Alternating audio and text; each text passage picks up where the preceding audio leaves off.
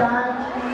Esse ano, então, por conta de todos esses problemas ambientais que nós temos vivenciado, nós estamos trabalhando com um projeto geral que é a sustentabilidade. E baseado nesse projeto, nós ensaiamos as nossas crianças, estamos trabalhando em sala de aula para que tenhamos um mundo melhor, um mundo mais sustentável, com ação conjunta, onde todos colaborem para que nós consigamos ter uma vida melhor em termos de sustentabilidade.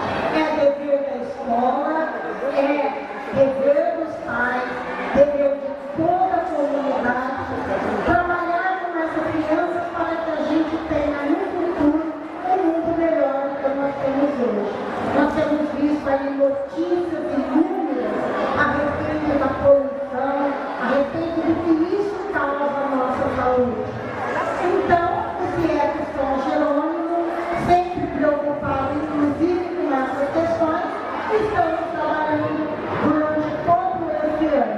E as nossas danças, elas são um pouco daquilo que nós estamos trabalhando em sala de aula. Então vocês vão ver hoje danças, todas voltadas aí para o nosso projeto que é a sustentabilidade.